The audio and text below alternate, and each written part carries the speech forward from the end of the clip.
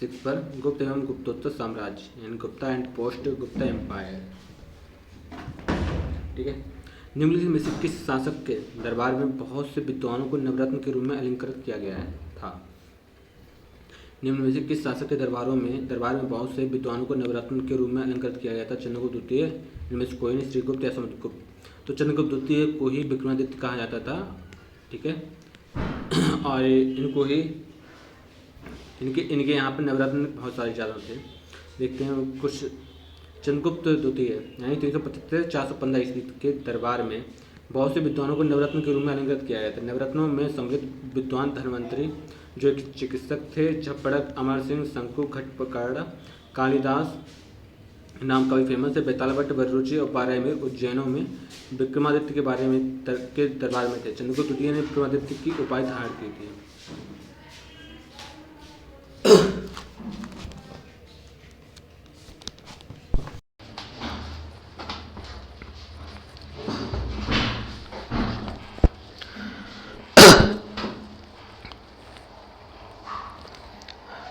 हर्षवर्धन के शासनकाल के दौरान निम्नलिखित में से कौन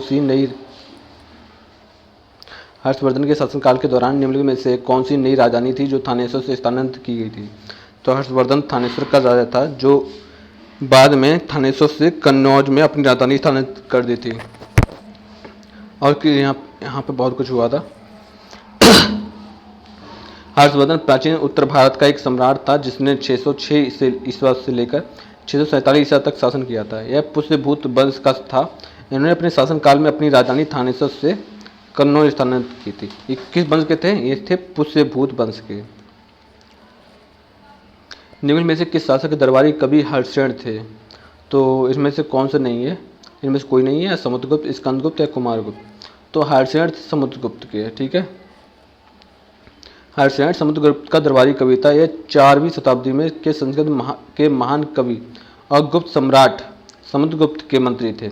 इसके द्वारा प्रयाग प्रशस्ति की रचना की गई है। हर्षसेन के द्वारा ही प्रयाग प्रशस्ति की रचना की गई है। प्रयाग प्रशस्ति गुप्त वंश के राजनीतिक इतिहास के बारे में जानने के लिए महत्वपूर्ण अभिलेखों स्रोतों में से एक है।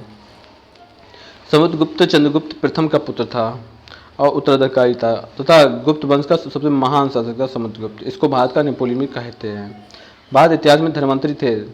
चंद्रगुप्त विक्रमादित्य की सभा को सुशोभित करने वाले प्रसिद्ध चिकित्सक। हाँ, तो चंद्रगुप्त विक्रमादित्य की सभा को सुशोभित करने वाले प्रसिद्ध चिकित्सक।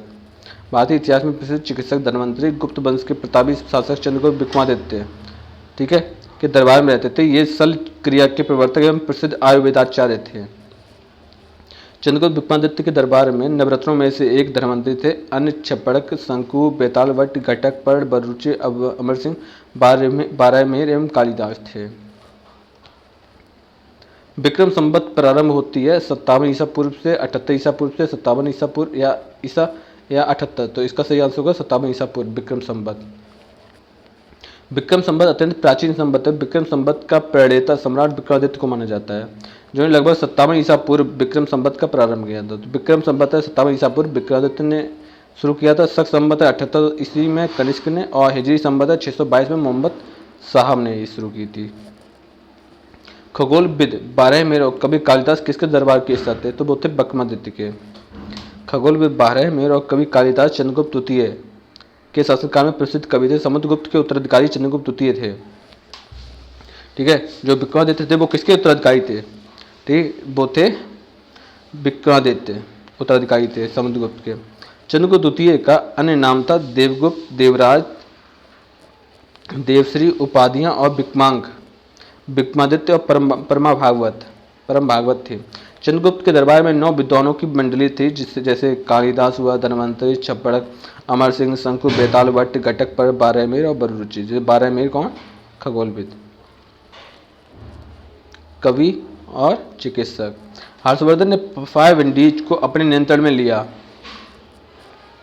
हर्षवर्धन ने 5 इंडीज को अपने नियंत्रण में लिया। इनमें से कौन से 5 इंडीज थे? तो पंजाब, कन्नौज, बंगाल, बिहार या जयपुर। पंजाब, कन्नौज, बंगाल, बिहार या उड़ीसा। पंजाब, कन्नौज, बंगाल, उत्तर प्रदेश और उड़ीसा। या राजस्थान, कन्नौज, बंगाल, बिहार, उड़ीसा। ये तो पहले से ही गलत हो गया। ठीक है। इनमें से देखो, पंजाब, कन्नौज, बंगाल, बिहार, जयपुर नहीं है। पंजाब, कन्नौज, बंगाल, बिहार, उड़ीसा, उत्तर प्रदेश। तो इसका सही आंसर हो गया पंजाब, कन्नौज, बंगाल, बिहार, उड़ीसा। ठीक है, कि कन्नौज और उत्तर प्रदेश एक में ही आ जाएगा।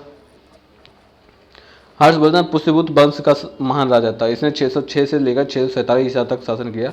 हिंदुस्तान के अनुसार हर्ष ने उत्तर के 5 राज्यों यानी पंजाब, कन्नौज, बंगाल, बिहार, जिसे पहले मिथिला और उड़ीसा तक अधिकार किया था। हर्षवर्धन ने कन्नौज की राजधानी बनाई। यह एक अच्छा नाटककार और कवि था। इन्होंने नागानंद, रत्नावली और प्रदिशका नामक नाटक की रचना की। ये विद्वान संभवतः उज्जैन दरबार को संबोधित करते थे, जो चंद्रगुप्त द्वितीय की राजधानी थी।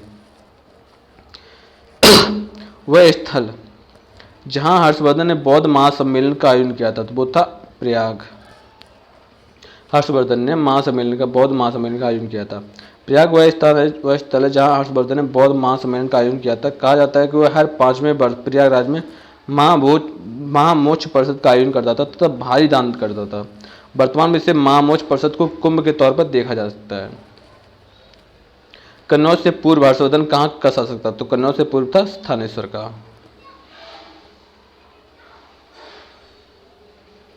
हर्षवर्धन अंतिम हिंदू सम्राट था जिसने कश्मीर को छोड़कर समस्त उत्तरी भारत पर राज्य किया। हर्षवर्धन 606 ईसा में थानेश्वर के सिंहासन पर बैठा और बाद में कन्नौज को अपनी राजधानी बनाई। गुप्त काल की प्रसिद्ध महिला शासिका कौन थी तो गुप्त काल की प्रसिद्ध महिला शासिका थी प्रभावती गुप्ता। सिंपल बात है, गुप्त काल की तो कोई गुप्ता ही होगा। गुप्त काल की प्रसिद्ध महिला शासिका प्रभावती गुप्ता थी। प्रभावती गुप्ता गुप्त वंश के शासक चंद्रगुप्त द्वितीय यानी कि विक्रमादित्य की पुत्री थी। इनका विवाह बाकाटक वंश महाराष्ट्र में है, जो बाकाटक वंश था महाराष्ट्र का, के शासक रुद्रसेन द्वितीय से हुआ था। इसका प्रमाण प्रभावती गुप्ता के पूना ताम्रपत्र से प्राप्त होता है। उन्होंने अपने पति रुद्रसेन द्वितीय की मृत्यु उपरांत स्वयं अपने पुत्र प्रवरसेन द्वितीय की संरक्षिका बनकर शासन को संभाला था। राजपूत वंश देखते हैं, राजपूत डायनेस्टी। 7वीं शताब्दी के आरंभ में दिल्ली पर किसका शासक था? 12वीं शताब्दी के आरंभ में दिल्ली पर किसका शासक था? वो था तोमर वंश का। 12वीं शताब्दी के आरंभ में दिल्ली पर तोमर वंश का शासक था। अनंगपाल दिल्ली का तोमर वंश का संस्थापक था। तो दिल्ली के तोमर वंश का संस्थापक था अनंगपाल। इस वंश के अंतिम शासक थे तेजपाल द्वितीय तथा तोमर, तंवर और कुंतल उत्तर पश्चिम भारत का एकमात्र एक गोत्र है जो जाट, गुज्जर और राजपूत जातियों में पाया जाता है। जयचंद्र के विश्वासघात के कारण पृथ्वीराज चौहान की पराजय हुई। कालांतर में जयचंद्र कहाँ और कब मारा गया? ठीक है, तो वो था चंदावर के युद्ध में 1194 में मारा गया था। ठीक है, 1194 में मोहम्मद गौरी कन्नौज के शासक जयचंद्र पर आक्रमण करने के लिए भारत आया। कन्नौज और इटावा के बीच चंदावर नामक स्थान पर गौरी और जयचंद्र के बीच युद्ध हुआ। जयचंद्र युद्ध में पराजित हुआ और मारा गया। कन्नौज के राठौर वंश का शासक जयचंद्र ने तराइन के द्वितीय युद्ध में पृथ्वीराज चौहान का साथ नहीं दिया क्योंकि उन्होंने उसकी पुत्री का अपहरण किया था। निम्न में से कौन से वंश में भारत के दक्षिण भाग पर शासन नहीं किया? तो चेर ने किया है, चोल ने भी किया है, पांड्य ने भी किया है, लेकिन राजपूतों ने दक्षिण भारत पर शासन नहीं किया है। ऐसे आपको सुनने में आता है चेर, चोल, पांड्य, ये सब दक्षिण भारत के शासक थे। शासन मतलब इनका शासन दक्षिण भारत में था। राजपूत वंश ने भारत के दक्षिण भाग पर शासन नहीं किया। 7 से 12वीं शताब्दी तक का काल राजपूत काल कहलाता है। इस काल में महत्वपूर्ण राजवंशों में राष्ट्रकूट शासक राष्ट्रकूट वंश, चालुक्य वंश, चौहान वंश, चंदेल वंश, परमार वंश एवं गढ़वाल वंश आदि आते हैं। राजपूत वंश ने भारत के उत्तर भाग पर शासन किया और जैसे राजस्थान, दिल्ली, पंजाब, मध्य प्रदेश इत्यादि। अब आते हैं पाल वंश। पाल साम्राज्य भारत के किस हिस्से से संबंधित थे? तो पाल थे पूर्वी से। तो पाल साम्राज्य का विस्तार भारत के पूर्वी हिस्से में थे। पाल साम्राज्य मध्यकालीन भारत का एक महत्वपूर्ण राजवंश था जो 750 से 1174 ईसा तक चला। इस साम्राज्य की स्थापना गोपाल ने की थी। इस वंश की राजधानी मुंगेर थी। पाल वंश का सबसे महान शासक धर्मपाल था जिसने विक्रमशिला विश्वविद्यालय की स्थापना की थी। ठीक है, विक्रमशिला विश्वविद्यालय की स्थापना किसने की थी? धर्मपाल। और पाल वंश का संस्थापक था गोपाल। पाल वंश का पहला शासक था गोपाल। पाल वंश का संस्थापक गोपाल था। वह योग्य और कुशल शासक था। गोपाल ने 750 से 770 तक शासन किया। उसने अंदोतपुरी अर्थात वर्तमान बिहार शरीफ में एक मठ का निर्माण करवाया था। दक्षिण भारतीय राजवंश चोल, चालुक्य, पल्लव, संगम, इन लोगों को देखते हैं। निम्न में से कौन सा शिव मंदिर चोल शासकों के संरक्षण में नहीं बनाया गया? तो नटराज मंदिर बनाया गया है, गोडेश्वर मंदिर ये नहीं बनाया गया, पल्लव बनाथर मंदिर तंजावुर ये बनाया गया, बैदेश्वर, गंगकोंडा, चोल्लम चोलपुरम ये बनाया गया, तो इसका सही आंसर होगा बी। अब देखते हैं एक्सप्लेनेशन। नटराज मंदिर चिदम्बरम, पल्लाई बन्ना थर मंदिर तंजावुर और बेदेश्वर मंदिर यानी गंगकोंड चोलपुरम को चोल शासकों के संरक्षण में बनाया गया था, जबकि गोंडेश्वर मंदिर का निर्माण 12वीं शताब्दी में यादव वंशीय राजकुमार राजगोविंद ने करवाया था। यह शिव मंदिर महाराष्ट्र राज्य के नासिक जिले के सिन्नार तालुका गांव में स्थित है। महोदयपुरम के चेर साम्राज्य में बोली जाने वाली संभावित भाषा थी मलयालम। महोदयपुरम को के चेर साम्राज्य में बोली जाने वाली संभावित भाषा थी मलयालम। महोदयपुरम के चेर साम्राज्य में बोली जाने वाली संभावित भाषा मलयालम थी। महोदयपुरम में चेर साम्राज्य की स्थापना 10वीं शताब्दी में दक्षिण पश्चिमी प्रायद्वीपीय हिस्सों में की थी, जो वर्तमान केरल का हिस्सा था। इसके शासकों ने अपने उत्कीर्णन में मलयालम भाषा का प्रयोग किया, जिस अवधि में संगम साहित्य संकलित किया गया था उसे संगम काल के रूप में जाना जाता है। संगम काल के दौरान 3 प्रमुख तमिल राज्य चेर, चोल और पांड्य थे। सिंचाई के लिए 16 मील लंबी चोल झील का निर्माण इनमें से किस शासक ने करवाया था? 16 मील लंबी चोल झील का निर्माण अदराज ने, राजेंद्र प्रथम ने चोल झील का निर्माण 16 मील लंबी करवाया था। सिंचाई के लिए 16 मील लंबी चोल मंडलम झील का निर्माण राजेंद्र प्रथम यानी 2014 से लेकर 2044 ने किया। इनका जन्म स्थान है राजेंद्र ने कब किया है? 1114 से लेकर 44 तक। इनकी अन्य उपलब्धियां लंका के अभियान को पूर्ण कर राजा महेंद्र को बंदी बनाना तथा पांड्य व केरल राज्यों के प्रतिनिधि मंडल भेजना, कोंडे पंडित की उपाधि धारण करना था राजेंद्र प्रथम का। कौन साहित्य संगम साहित्य के रूप में प्रसिद्ध है? तो तमिल साहित्य को संगम साहित्य के रूप में फेमस किया गया है। तमिल भाषा में लिखे गए प्राचीन साहित्य को संगम साहित्य कहा जाता है। सर्वप्रथम इन परिषदों का आयोजन पांड्य राजाओं के राजकीय संरक्षण में किया गया था। संगम का महत्वपूर्ण कार्य होता था उन कवियों और लेखकों की रचनाओं का अवलोकन करना जो अपनी रचनाओं को प्रकाशित करना चाहते थे। चोल अभिलेखों के अनुसार जैन सभाओं को दान में दी जाने वाली भूमि को क्या कहा जाता था? तो बिल्लांग बाई या पल्ली छांदनम जो चोल अभिलेखों के अनुसार जैन सभाओं को दान में दी जाने वाली भूमि को कहा जाता था। बाकी चीज़ों देखते हैं। बिल्लांग बाई जो गैर ब्राह्मण किसानी स्वामी की भूमि होती थी। ब्रह्मदेव ब्राह्मणों को उपाय में दी जाने वाली साला भोग किसी विद्यालय के रखरखाव के लिए भूमि। पल्ली छांदनम जैन संस्थाओं को दी जाने वाली भूमि। देवदान या तिरुमट्टी डक्कानी किसी मंदिर को उपाय में दी जाने वाली भूमि। चोल प्रशासन में भाग लेने वाले उच्च अधिकारियों को पेरुंदरम एवं निम्न श्रेणी के पदाधिकारियों को सेरुंदम कहा जाता था। उच्च अधिकारियों को पेरुंदम और निम्न अधिकारियों को सेरुंदम कहा जाता था। प्राचीन काल साहित्य एवं साहित्यकार एशियंट लिटरेचर एंड ऑथर। प्रसिद्ध संस्कृत ग्रंथ लीलावती किस विषय पर लिखा गया था? तो लीलावती लिखा गया था गणित और खगोल शास्त्र पर। प्रसिद्ध संस्कृत ग्रंथ लीलावती का विषय गणित और खगोल शास्त्र था। यह एक प्राचीन ग्रंथ है जो भारतीय गणितज्ञ भास्कर द्वितीय द्वारा लिखा गया था। उल्लेखनीय कि साल 2020 में केंद्रीय शिक्षा मंत्री द्वारा लीलावती पुरस्कार का शुभारंभ किया गया, जो महिला सशक्तिकरण के मद्देनजर अखिल भारतीय तकनीकी शिक्षण संस्थान AICTE का एक अभिनव शिक्षा कार्यक्रम है। इसमें 625 श्लोक है। साथ ही यह सिद्धांत शिरोमणि का ही एक अंग है। मालविकाग्निमित्रम पुस्तक किसने लिखी? तो मालविकाग्निमित्रम लिखी है कालिदास ने। ठीक है, मालविकाग्निमित्रम कालिदास ने, कुमार चित्तम दांडी ने, स्वप्न बास दत्ता महाकवि भास ने और कृतांजलि भावी ने लिखी है। अभिज्ञान शाकुंतलम लिखी है कालिदास ने। अष्टाध्यायी पाणिनि, रामायण वाल्मीकि, महाभारत वेदव्यास, महाभाष्य पतंजलि, अभिज्ञान शाकुंतलम कालिदास, रघुवंशम कालिदास, पतंजलि विष्णु, पंचतंत्र विष्णु शर्मा, कामसूत्र वात्सायन, सूर्य सिद्धांत आर्यभट्ट, बुद्धचरित अश्वघोष, पृथ्वीराज चंद्रवरदाय, गीत गोविंद जयदेव। कादम्बरी के लेखक कौन थे? कालिदास, कौटिल्य, हर्ष या बाढ़? तो कादम्बरी के लेखक थे बाणभट्ट। तो कालिदास कादम्बरी संस्कृत साहित्य का मान आख्यांकिका है। इनकी रचना बाणभट्ट है। इन्होंने हास्य की भी रचना की थी। विशाखा दत्त द्वारा लिखित मुद्रा राक्षस कौन सी भाषा में लिखा गया था? मुद्रा राक्षस संस्कृत भाषा में लिखा गया है। मुद्रा राक्षस 14वीं शताब्दी पूर्व में रचित संस्कृत का ऐतिहासिक नाटक है। इसके रचयिता विशाखा दत्त हैं।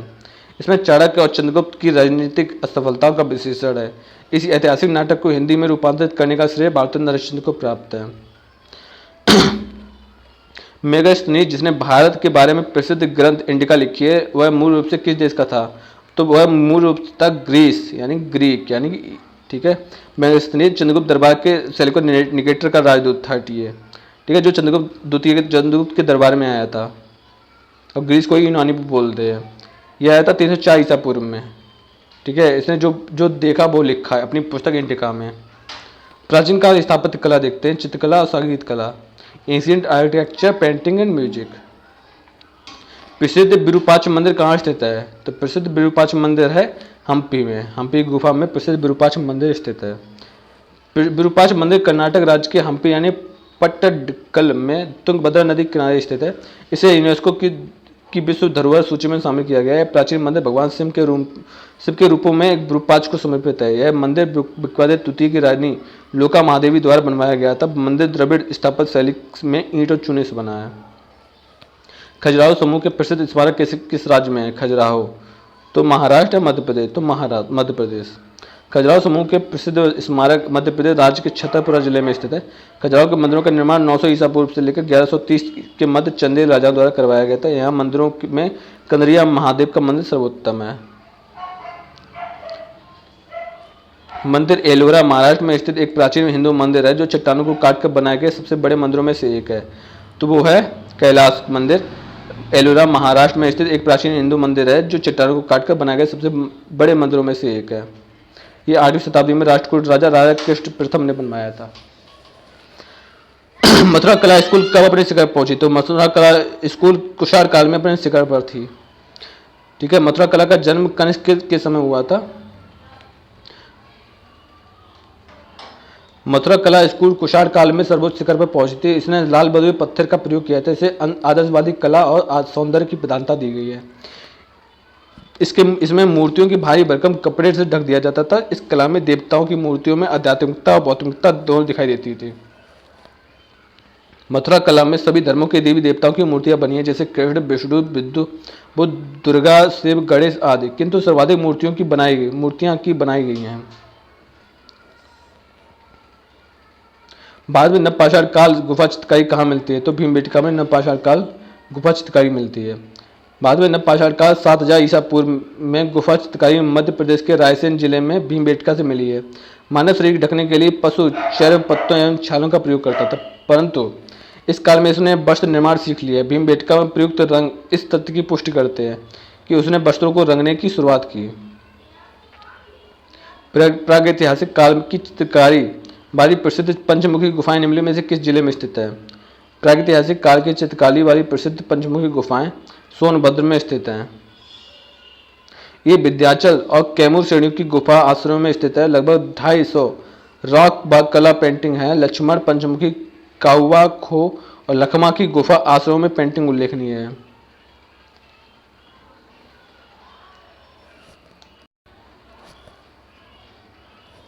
मंदिर Ellora,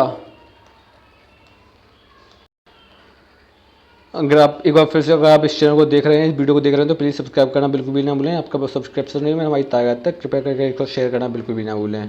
subscribe and share also, ठीक है। फिर से शुरू करते हैं। मिडवल हिस्ट्री आती है। पहले तो इसको देखते हैं जो छोड़ा हुआ है। मंदिर एलोरा महाराष्ट्र में स्थित एक प्राचीन हिंदू मंदिर है जो चट्टानों को काटकर बनाए गए सबसे बड़े मंदिरों में से एक है। कैलाश। मथुरा कला स्कूल कब अपने शिखर पर था? कुषाण काल में शिखर पर था। बाद में नवपाषाण काल गुफा चित्रकारी कहाँ मिलती है? भीमबेटका में। प्रागैतिहासिक काल की चित्रकारी वाली प्रसिद्ध पंचमुखी गुफाएं निम्नलिखित में किस जिले में स्थित है? तो वो है सोनभद्र जिले में। अब आते हैं मेडिवल हिस्ट्री, मध्यकालीन इतिहास।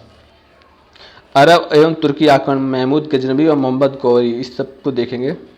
मोहम्मद गौरी किस वर्ष पृथ्वीराज तृतीय से पराजित हुआ था? मोहम्मद गौरी किस वर्ष पृथ्वीराज तृतीय से पराजित हुआ था? 1191 में पराजित हुआ था।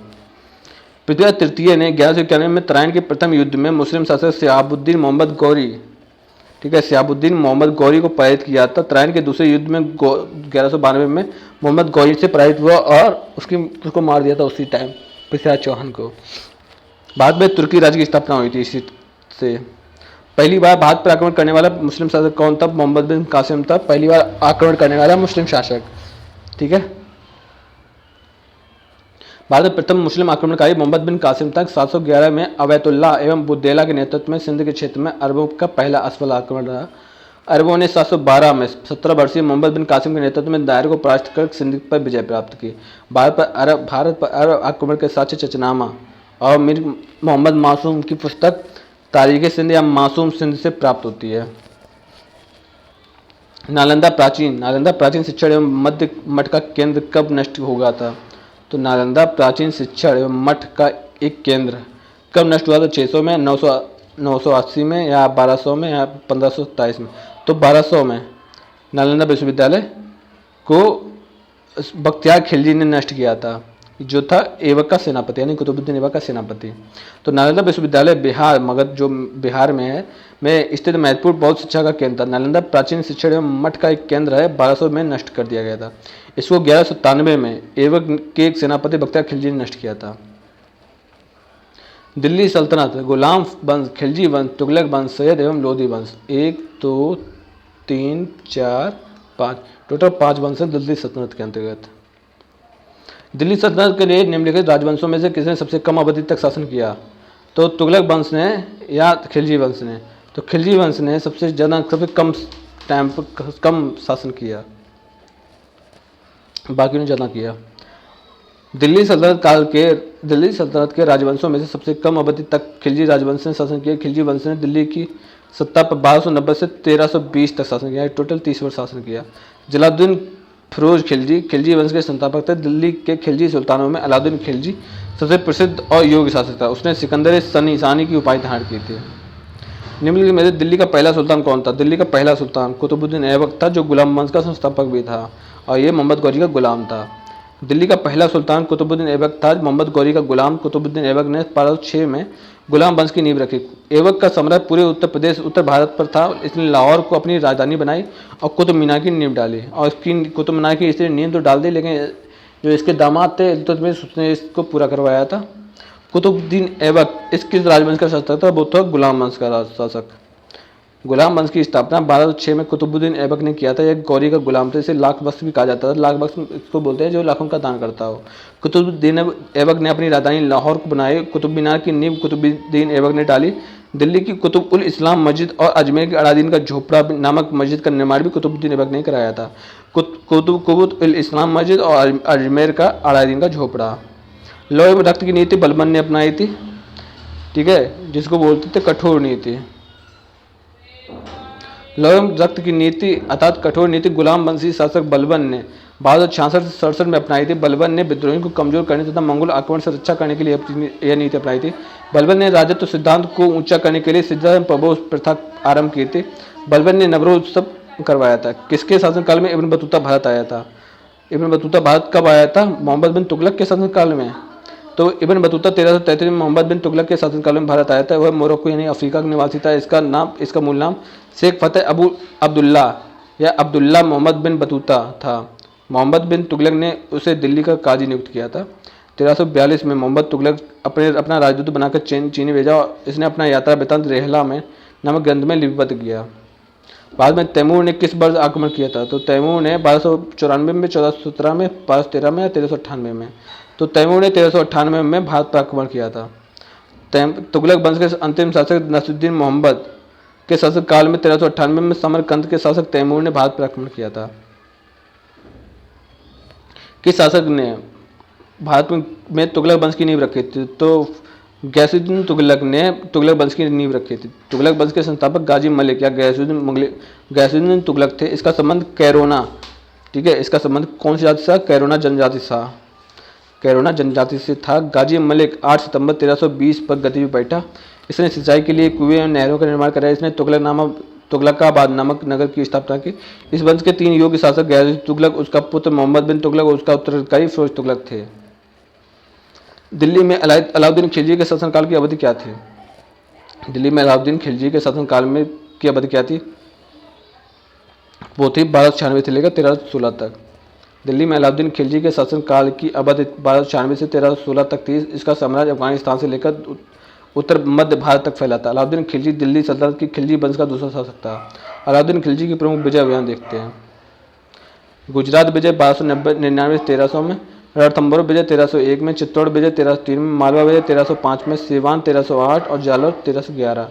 यानी कि इनमें देखो 1 का, इनमें 2 का, इनमें भी लगभग 2 का, इनमें 3 का और इनमें 8 3 11, इनमें भी 3 का। 1 2 2 3 3। गुजरात, पहले गुजरात पर, फिर रणथंभौर, फिर चित्तौड़, फिर मालवा, फिर सेवान, फिर जालौर। खिज खान निम्नलिखित में से किस राजवंश से संबंधित थे? खिज खान, तो वो सैयद वंश से संबंधित थे। खिज खान दिल्ली सल्तनत के सैयद वंश 1414 से लेकर 1451 के संस्थापक थे। इसने आक्रमणकारी तैमूर के सहयोग प्रदान किया था। बदले में तैमूर ने इसे लाहौर, मुल्तान, दीपालपुर की सूबेदारी सौंपी थी। ज्ञातव्य है कि खिज खान ने सुल्तान की उपाधि धारण नहीं की, बल्कि रैयत आला की उपाधि धारण करके ही संतुष्ट रहा। बाद में सिकंदर लोदी का शासनकाल कब से कब तक रहा? सिकंदर लोदी का शासनकाल 1489 से लेकर 1517 तक रहा। ठीक है, यानी 11 17 8 और 2, यानी लगभग 28 वर्षों तक शासन किया है। सिकंदर लोदी ने बहलोल लोदी का पुत्र एवं उत्तराधिकारी था। इसका मूल नाम निजाम खां था और 16 जुलाई 1489 को सुल्तान सिकंदर शाह की उपाधि धारण की। साथ ही दिल्ली का शासन बैठा। वह स्वर्ण का हिंदू मां की संतान था। सिकंदर लोदी ने आगरा नगर की स्थापना की और गले की बीमारी के कारण 21 नवंबर 1517 को मृत्यु हो गई। अब देखो सिकंदर लोदी की चर्चा में क्यों है? क्योंकि उन्होंने आगरा जैसे शहर की स्थापना की थी। ठीक है, और आप जानते हैं कि आगरा में ताजमहल है जो काफ़ी ज़्यादा फेमस है, काफ़ी ज़्यादा का पूरा विश्व में फेमस है। विजयनगर साम्राज्य यानी विजयनगर एम्पायर, विजयनगर की पिछली परंपराओं के अनुसार राय यानी विजयनगरों के शासक को कहा जाता था। ठीक है, अब विजयनगर की पिछली परंपराओं के अनुसार राय को कहा जाता था मेघपति, प्रजापति, अश्वपति या नरपति। तो इसका सही आंसर है नरपति। विजयनगर की पिछली परंपराओं के अनुसार राय विजयनगर के शासकों को नरपति यानी लोगों का स्वामी कहा जाता था। अश्वपति विजयनगर के लोकप्रिय परंपराओं में दक्कन के सुल्तानों को घोड़ों के स्वामी अश्वपति कहा जाता था। तुलुक राजवंश की स्थापना किसने की थी? तुलुक राजवंश की स्थापना की थी वीर नरसिंह ने। तुलुक वंश यानी 1505 से लेकर 1565 की स्थापना नरसा नायक के पुत्र वीर नरसिंह ने की थी। इतिहास में इसे द्वितीय बला पहाड़ की संज्ञा दी जाती है। तुलुक वंश विजयनगर के तीसरी राजवंश था। तुलुक वंश के 6 शासकों ने 60 वर्षों तक शासन किया। किस प्राचीन साम्राज्य में महिलाएं कुश्ती में भाग लेती थी? तो विजयनगर साम्राज्य की महिलाएं कुश्ती में भाग लेती थी।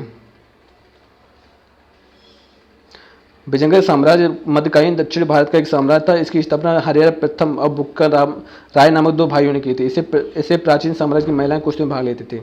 विजयनगर राज्य किस नदी के किनारे स्थित है? तो विजयनगर राज्य तुंगभद्रा नदी के किनारे स्थित है। विजयनगर राज्य तुंगभद्रा नदी के उत्तरी तट पर स्थित है। इसकी स्थापना 1336 में हरिहर एवं बुक्का नामक 2 भाइयों ने की थी। हरिहर और बुक्का ने अपने पिता संगम के नाम पर संगम राजवंश की स्थापना की। विजयनगर साम्राज्य की राजधानियां क्रमशः अनेगुड़ी, विजयनगर, पेनकोंडा और चंद्रगिरी थी। हम्पी विजयनगर की पुरानी राजधानी का प्रतिनिधित्व करता था। विजयनगर का वर्तमान नाम हम्पी यानी हस्तनावती है। विजयनगर साम्राज्य के संस्थापक, तो विजयनगर साम्राज्य के संस्थापक हरिहर और बुक्का दोनों थे। तो ये ऑप्शन गलत है। सिख धर्म एवं भक्ति आंदोलन देखते हैं। सिक्किम एवं भक्ति मूवमेंट। मध्ययुगीन भारत में भक्ति आंदोलन के प्रमुख अगुवाकार में से एक कौन थे? तो भक्ति आंदोलन के अगुवाकारों में से शंकराचार्य प्रमुख थे। मध्ययुगीन भारत में भक्ति आंदोलन के प्रमुख अगुवाकारों में एक शंकराचार्य जी थे। इनके द्वारा प्रतिपादित दार्शनिक परंपरा को अद्वैतवाद कहा जाता था। इस काल में सामाजिक धार्मिक सुधारकों द्वारा समाज में विभिन्न तरह के भगवान की भक्ति का प्रचार प्रसार किया गया। गुरु ग्रंथ साहिब के संकलन का प्रमाणित किया था? गुरु ग्रंथ साहिब के संकलन को प्रमाणित किया गया था गुरु नानक ने या गुरु गोविंद सिंह ने? तो गुरु गोविंद सिंह ने इसे प्रमाणित किया था। गुरु ग्रंथ साहिब के संकलन को 1706 में गुरु गोविंद सिंह ने प्रमाणित किया था। इस संकलन में शेख फरीद, संत कबीर, नामदेव और गुरु तेज बहादुर जैसे अन्य हस्तियों के लेखन का जोड़ा गया है। आदि ग्रंथ को ही गुरु ग्रंथ साहिब का नाम से जाना जाता है, जो गुरु अर्जुन देव ने रचना की थी। यह पुस्तक गुरुमुखी लिपि में लिखी गई थी। सिख गुरु मतलब किस सिख गुरु की जयंती गुरु पर्व त्योहार के रूप में मनाया जाता है? तो गुरु गोविंद सिंह या गुरु नानक? तो गुरु नानक देव को गुरु पर्व के रूप में त्योहार के रूप में मनाया जाता है। सिख पंथ के संस्थापक तथा सिखों के पहले गुरु नानक देव की जयंती गुरु पर्व त्योहार के रूप में मनाई जाती है। इनका जन्म 1469 में कार्तिक पूर्णिमा की रावी नदी किनारे स्थित आधुनिक पाकिस्तान में पंजाब प्रांत में तलवंडी नामक गाँव में हुआ था। इन्होंने सामाजिक कुरीतियों का विरोध किया और मूर्ति पूजा का निरर्थक माना। वर्ष में गुरु गोविंद सिंह ने बैसाखी दिवस को आनंदपुर साहिब में सिखों की सामान्य बैठक बुलाई थी और खालसा यानी थर्ड पवित्र की नींव रखी थी। तो खालसा की नींव कब रखी थी देखते हैं। गुरु गोविंद सिंह धर्म के 10वें तथा अंतिम गुरु थे। इन्होंने 1699 में खालसा पंथ की स्थापना की थी। ठीक है, जो सैनिक संतों का विशिष्ट समूह था। इस्लामिक युग में सिखों के उत्पीड़न ने खालसा की स्थापना को प्रेरित किया, जो अंतरात्मा और धर्म की स्वतंत्रता का पंथ थे। खालसा ऐसे पूरे महिलाएं थी जिन्होंने सिख गुरु गुरुमत्ता समारोह में भाग लिया और जो सिख आचार संहिता एवं परंपरा को सख्ती से पालन करते हैं। 5 भौतिक वस्तुएं जैसे केस, कंघा, कड़ा, कच्छा और कृपाण धारण करते हैं, और जो इस प्रश्न में ऑप्शन नहीं है। 10वें आखिरी सिख गुरु कौन थे? तो गुरु थे वो गुरु गोविंद सिंह, और प्रथम गुरु गुरु नानक देव। सिख धर्म के 10 गुरु हुए जिनका नाम देखो। गुरु नानक देव प्रथम, अंगद और अमर सिंह, रामदास, अर्जुन देव 5वें, हरगोविंद सिंह, हरिहर, हरिकृष्ण, तेज बहादुर, और 10वें गुरु गोविंद सिंह। लंगर की परंपरा किसने प्रारंभ की थी? लंगर परंपरा गुरु नानक देव ने प्रारंभ की थी। ठीक है, और इनके बाद जो गुरु थे अंगद देव, इन्होंने इसको स्थायी बना दिया। तो सिख पंथ की स्थापना गुरु नानक ने की थी। वे सिखों के पहले गुरु थे। उन्होंने सिख के प्रचार के लिए संगतों की स्थापना तथा लंगर परंपरा की स्थापना की। दूसरे गुरु लहना यानी गुरु अंगद के नानक द्वारा स्थापित लंगर व्यवस्था को स्थायी बना दिया गया। किस गुरु ने आदि ग्रंथ संकलित किया? तो आदि ग्रंथ गुरु अर्जुन देव ने संकलित किया है। सिखों के 5वें गुरु गुरु अर्जुन देव ने आदि ग्रंथ को संकलित किया। इन्होंने अमृतसर पूर्व नाम रामदासपुर का निर्माण कराया था। उसमें अमृतसर एवं संतोष नगर तालाब बनवाए थे। इन्होंने अमृतसर तालाब के मध्य हरिमंदिर साहब का निर्माण करवाया, जिसकी नींव सूफी संत म्यांमार के द्वारा रखा गया था।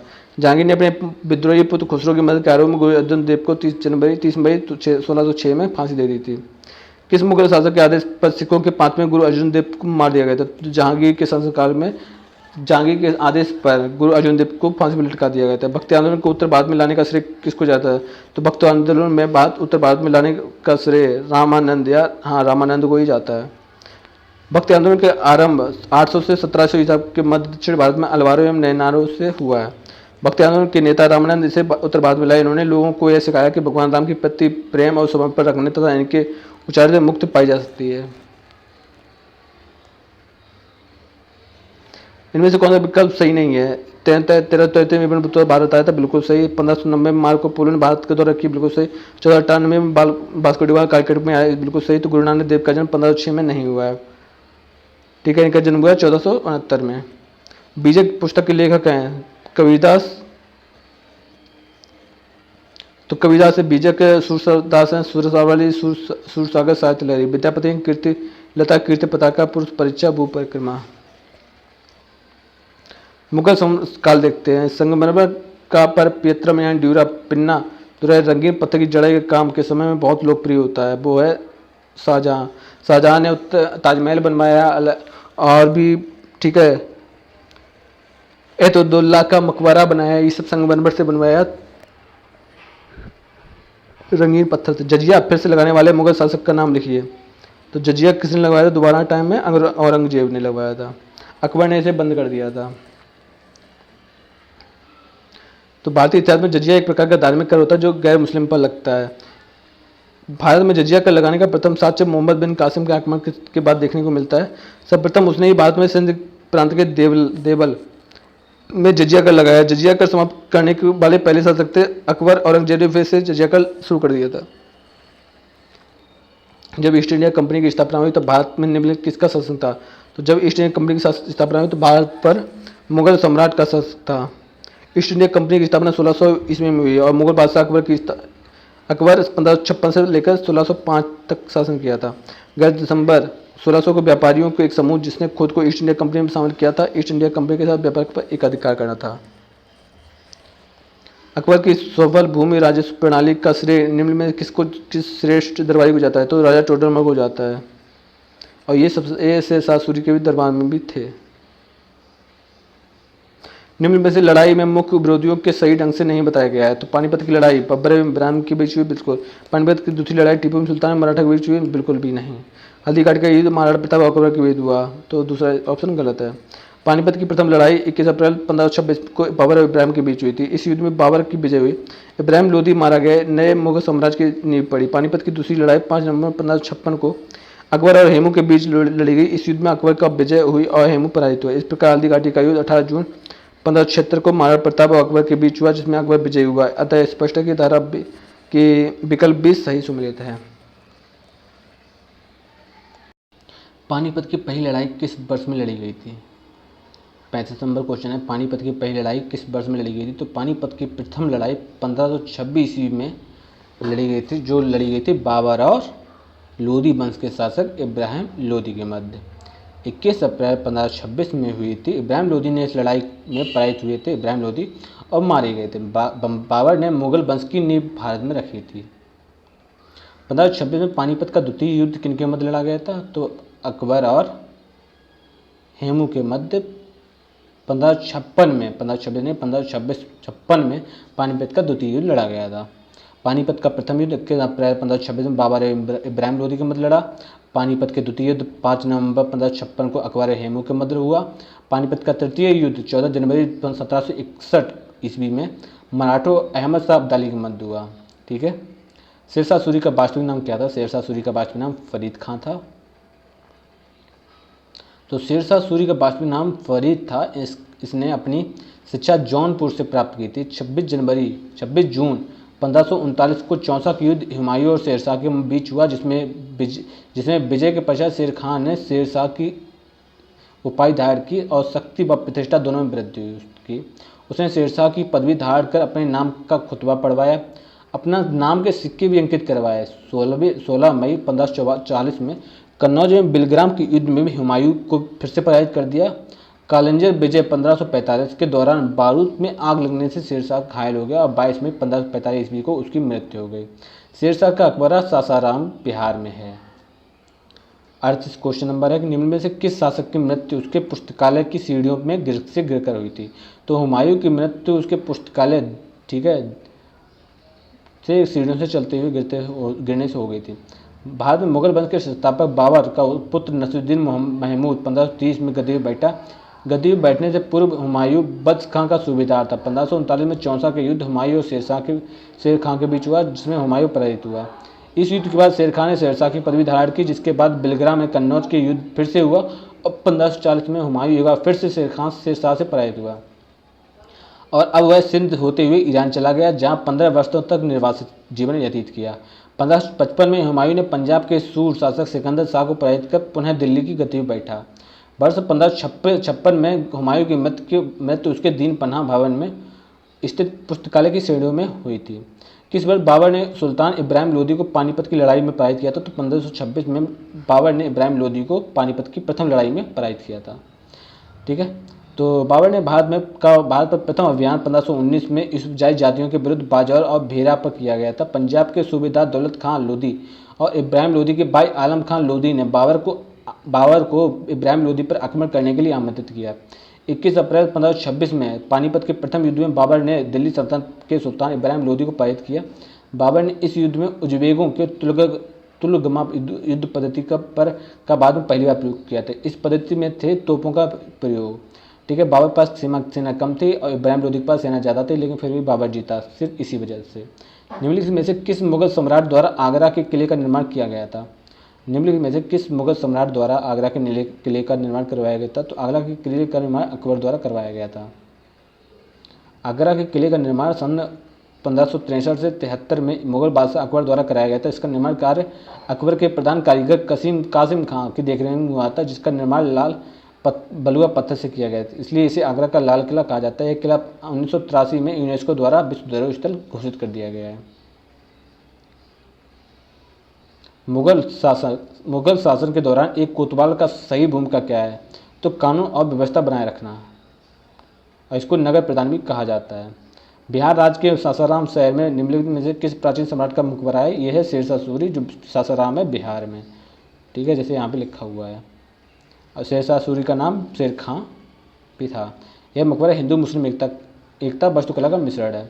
मुगल संबंध के पहले सम्राट बाबर ने अपनी देसी भाषा चगताई तुर्की में अपनी आत्मकथा लिखी थी। इस पुस्तक का नाम था बाबरनामा। मुगल वंश का वास्तविक संस्थापक जैनुद्दीन मोहम्मद बाबर तुर्कों की चगताई शाखा से था, जिसका संबंध मंगोल नेता चंगेज खान से है। बाबर ने अपनी आत्मकथा स्वयं लिखी है, जिसका तुर्क के बाबर या बाबरनामा के नाम से जाना जाता है। यह किताब तुर्की भाषा में लिखी गई, लेकिन मुगलों की दरबारी भाषा फारसी थी। इस पुस्तक में बाबर ने विजयनगर मेवाड़ साम्राज्य का उल्लेख किया। भारत में जहांगीर का शासनकाल क्या था? तो भारत में जहांगीर का शासनकाल था 1605 से 1627 तक। ठीक है। उससे पहले अकबर का था। भारत में जहांगीर का शासनकाल वर्ष 1605 से 1627 तक था। इसका शासनकाल चित्रकला का स्वर्ण युग माना जाता है। 28 अक्टूबर 1627 को भिम्बर नामक स्थान पर इसकी मृत्यु हो गई थी और इसका मकबरा लाहौर में स्थित कर दिया गया। वह कौन सा स्थान है जहां अंतिम मुगल सम्राट बहादुर शाह जफर की मृत्यु हुई? तो अंतिम मुगल सम्राट जफर की मृत्यु रंगून में हुई है 1857 में। विद्रोह के समय बहादुर शाह द्वितीय को हुमायूं मकबरे से गिरफ्तार कर उसे हेंडरसन ने रंगून निवासी कर दिया था और 1862 में बहादुर शाह जफर की मृत्यु हो गई थी। पहला कठपुतली मुगल सम्राट कौन था? तो पहला कठपुतली मुगल सम्राट था बहादुर शाह, नहीं जहांदार शाह था। बहादुर शाह की मृत्यु के बाद उसके पुत्र जहांदार शाह, ठीक है, अजीब उस शान, रफ़ी उस शान जहान शाह हुए। उत्तराधिकारी युद्ध में जहांदार शाह ने जुल्फ़िकार खां के सहयोग से सत्ता प्राप्त की। 51 वर्ष की आयु में जहांदार शाह 29 मार्च 1712 ईस्वी को मुगल राज सिंहासन में बैठा। जुल्फ़िकार खां को इसका प्रधानमंत्री नियुक्त कर दिया गया। जहांदार शाह जुल्फ़िकार खां के हाथों में कठपुतली बनकर रह गया। जहांदार शाह के शासनकाल में प्रशासन की पूरी बागडोर जुल्फ़िकार के हाथों में चली गई।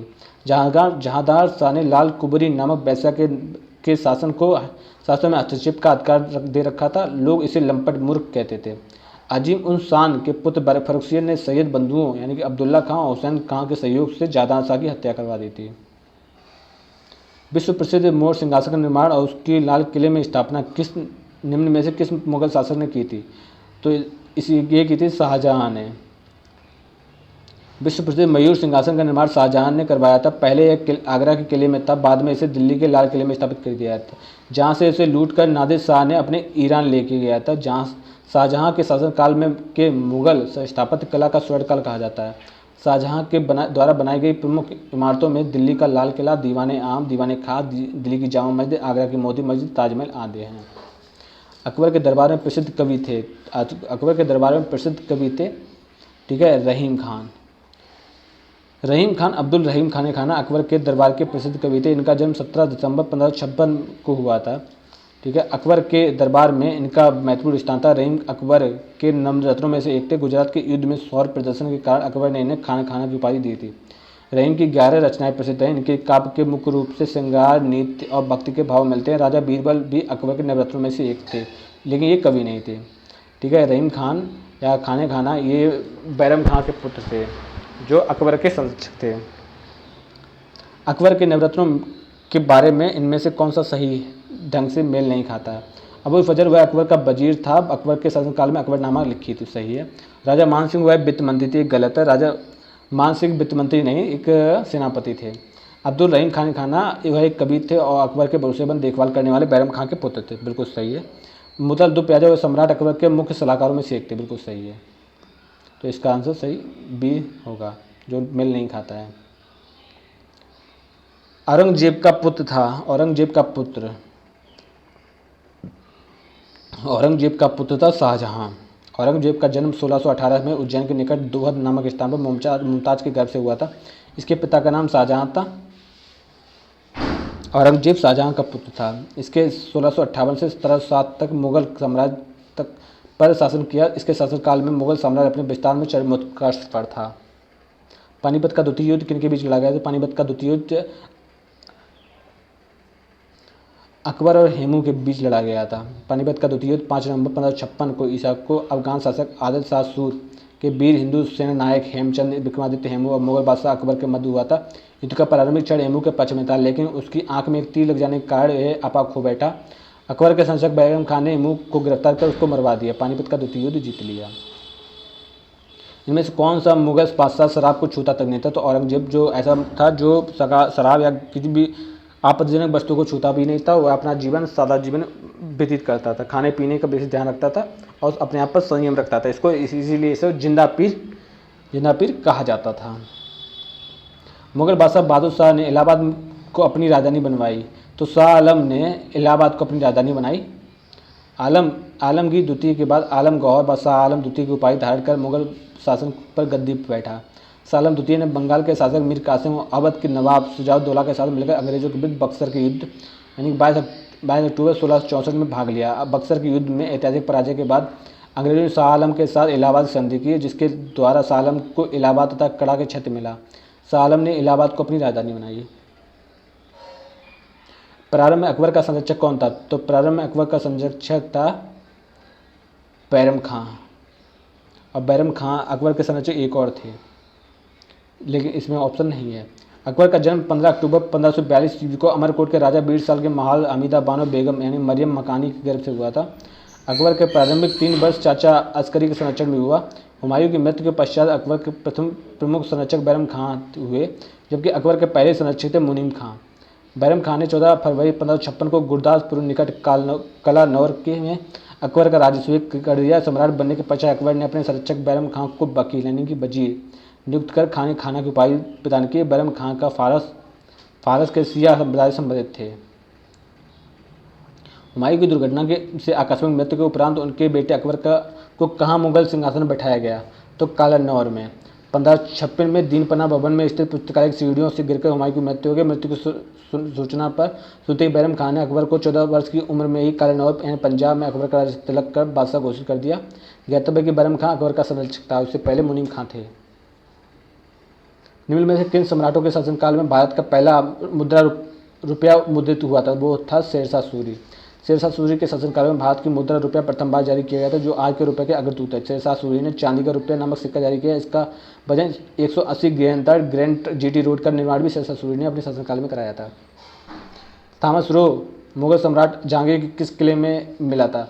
तो वो मिले थे अजमेर। ठीक है, 1615 में जहांगीर अजमेर के किले में थॉमस रो से और 1608 में कैप्टन हाक सिंह से राज दरबार में मिले थे। इनमें से किसने भूमि मापन की व्यवस्था प्रारंभ की? तो शेरशाह ने भूमि मापन की व्यवस्था प्रारंभ की थी, जिसमें 32 अंक हुआ करते थे। सन की डंडी का भी प्रयोग किया था। और इनको सिकंदर गज का भी प्रयोग किया था भूमि मापने के लिए, सिकंदर गज का। इनमें से किसने अकबर की धार्मिक नीति का आलोचना की है? तो बदायूं ने अकबर की धार्मिक नीति का आलोचना की है। अकबर की धार्मिक नीति का आलोचना अब्दुल कादिर बदायूं ने की है। अकबरनामा की रचना अबुल फजल ने की है। वह दीन इलाही धर्म का मुख्य पुरोहित था। बदायूं ने मुक्तवारीक की रचना की है। इनमें से कौन सा मुगल सम्राट अनपढ़ था? तो अकबर मुगल सम्राट जो अकबर था। ठीक है, मुगल सम्राट अकबर 1556 से 1605 में अनपढ़ था। हुमायूं ने अकबर की शिक्षा के लिए उचित प्रबंधन किया। पीर मोहम्मद और बैरम खां को शिक्षक नियुक्त किया, किंतु अकबर की रुचि शिक्षा प्राप्त करने में न होकर तीरंदाजी और तलवारबाजी घुड़सवारी करने में थी। मुगल काल में पुलिस बल के मुखिया को क्या कहा जाता था? मुगल काल में पुलिस बल के मुखिया को कोतवाल कहा जाता था। निम्न में से किस मुगल शासक ने अंधोकत्वा मेवाड़ के शासक महाराणा प्रताप सिंह के पुत्र राणा अमर सिंह से एक समझौता किया था? ठीक है, तो जहांगीर ने ये राणा अमर सिंह के साथ एक समझौता किया था। महाराणा प्रताप अमर सिंह मेवाड़ के सिसोदिया राजवंश के शासक महाराणा प्रताप के पुत्र और महाराणा उदय सिंह के पौत्र थे। कई संघर्षों के बाद जहांगीर ने शहजादे खुर्रम को मेवाड़ अभियान के लिए भेजा। अंत में खुर्रम ने मेवाड़ पर अधिकार कर लिया। पराजय के बाद उन्होंने 1615 में अपमानजनक संधि करनी पड़ी। वे मेवाड़ के अंतिम स्वतंत्र शासक थे। जलालुद्दीन मोहम्मद किस नाम से प्रसिद्ध है? जलालुद्दीन मोहम्मद अकबर के नाम से फेमस है। जलालुद्दीन मोहम्मद अकबर सम्राट अकबर के नाम से जाने जाते हैं। अकबर का जन्म 15 अक्टूबर 1542 को हमीदा बानो बेगम मरियम ठीक है गर्भ से अमरकोट के राणा बीरसाल के महल में हुआ था। अकबर का शासनकाल 1556 से 1605 तक ईस्वी तक था। मध्यकालीन स्थापत्य एवं चित्रकला लिखते हैं। Medieval architecture and painting. Delhi का प्रसिद्ध जामा मस्जिद किसके द्वारा बनाया गया था? दिल्ली का प्रसिद्ध जामा मस्जिद शाहजहां के द्वारा बनवाया गया था। दिल्ली के प्रसिद्ध जामा मस्जिद का निर्माण सन 1656 में शाहजहां द्वारा बनवाया गया था। यह मस्जिद लाल पत्थर और संगमरमर से बना हुआ है। लाल किले से महज 500 मीटर की दूरी पर जामा मस्जिद स्थित है, जो भारत की सबसे बड़ी मस्जिदों में से एक है। इसका निर्माण कार्य 1650 में शाहजहां ने शुरू करवाया था। इसे बनाने में 6 वर्ष का समय और 10 लाख रुपए लगे। बलुआ पत्थर सफ़ेद संगमरमर से निर्मित इस मस्जिद में उत्तर और दक्षिण द्वारों से प्रवेश किया जा सकता था। पूर्वी द्वार केवल शुक्रवार को ही खुलता था। इसके बारे में कहा जाता है कि सुल्तान इसी द्वार का प्रयोग करते थे। अकबर द्वारा बनवाया गया प्रसिद्ध ऐतिहासिक स्मारक बुलंद दरवाज़ा उत्तर प्रदेश के जिले में स्थित है। तो वो है आगरा में। अकबर द्वारा बनवाया गया प्रसिद्ध ऐतिहासिक स्मारक बुलंद दरवाज़ा उत्तर प्रदेश के आगरा जिले में फतेहपुर सीकरी में स्थित है। इस प्रसिद्ध स्मारक का निर्माण 1602 में अकबर ने अपनी गुजरात विजय की स्मृति पर करवाए थे। यह हिंदू और फारसी स्थापत्य का अद्भुत उदाहरण होने के साथ साथ दुनिया का सबसे बड़ा प्रवेश द्वार भी है। ताजमहल का सुल्लेख यानी कैलीग्राफ 1648 में इसकी रचना की और पूरा किया। किसने किया? तो ये अमानत खान सिराजी। 1648 में अमानत खान सिराजी ने ताजमहल के सुल्लेखन की रचना की और उसे पूरा किया। ताजमहल भारत के आगरा शहर में स्थित एक विश्व धरोहर मकबरा है। इसका निर्माण मुगल सम्राट शाहजहां ने अपनी पत्नी मुमताज महल की याद में करवाया था। इसका निर्माण 1632 में प्रारंभ हुआ। दिल्ली का प्रसिद्ध लौह स्तंभ जो सदियों से बिना जंग लगे खड़ा है, निम्न में से किसी ऐतिहासिक परिसर में स्थित है? वो है जामा मस्जिद या कुतुब मीनार परिसर या लाल किला परिसर या हुमायूं के मकबरे का परिसर।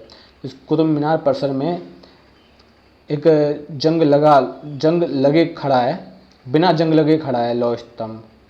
तो भारत की राजधानी दिल्ली में स्थित लौह स्तंभ कुतुब मीनार के परिसर 1600 वर्षों से बिना जंग लगे खुले आसमान के नीचे खड़ा है। इसकी ऊंचाई 7.21 मीटर है। इसका निर्माण चंद्रगुप्त विक्रमादित्य ने करवाया था। चंद्रगुप्त विक्रमादित्य ने। अलाउद्दीन खिलजी द्वारा बनाया गया प्रसिद्ध अलाई दरवाज़ा कहाँ पर स्थित है? अलाउद्दीन का दुर्लभ अलाई दरवाज़ा, ठीक है, नई दिल्ली में स्थित है। इस्लामी वास्तुकला का रत्न कहा जाने वाला अलाई दरवाज़ा नई दिल्ली के सबसे पुराने स्थापत्यों में से एक है। इसका निर्माण खिलजी वंश के शासक के दूसरे शासक अलाउद्दीन खिलजी द्वारा 1311 में करवाया गया था। प्रसिद्ध चित्रकार मीर सैयद अली चित्रकारी हेतु किस मुगल शासक के सहयोग थे? तो वो थे हुमायूं के, ठीक है। मीर सैयद अली हुमायूं मुगल शासक के सहयोगी थे।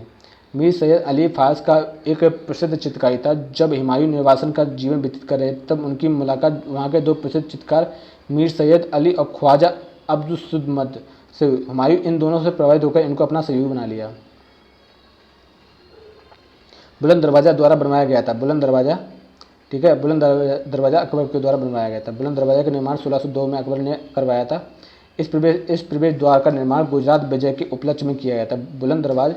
बुलंद दरवाज़ा भारत के उत्तर प्रदेश प्रांत में आगरा शहर से 43 किलोमीटर दूर फतेहगढ़ सीकरी नामक स्थान पर है।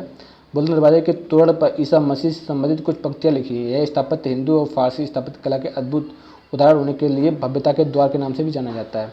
पंचमहल किसमें स्थित है? पंचमहल है फतेहपुर सीकरी में। पंचमहल फतेहपुर सीकरी में स्थित है। यह एक पंच मंजिला इमारत है जो बौद्ध बिहार शैली से बनाया गया है। यहाँ पर शेख सलीम चिश्ती की दरगाह, नौबत उर नक्कार खाना, टकसाल, दीवान आम आदि हैं। फतेहपुर सीकरी का निर्माण अकबर ने किया था। बड़ा इमामबाड़ा लखनऊ में, निषाद बाग जम्मू कश्मीर, फिरोजशाह कोटला दिल्ली, हुमायूं का मकबरा इलाहाबाद। तो इसका सही आंसर है हुमायूं का मकबरा इलाहाबाद में नहीं है। हुमायूं का मकबरा दिल्ली में स्थित है। ये इमारत परिसर मुगल वास्तुकला से प्रेरित अकबर स्मारक है। 1993 में से इस इमारत को यूनेस्को द्वारा विश्व धरोहर स्थल घोषित कर दिया गया। दिल्ली में कुतुब मीनार दुनिया का सबसे ऊंचा ईंट का बड़ा मीनार है। इसमें से कौन से राजा ने इस निर्माण का योगदान नहीं दिया?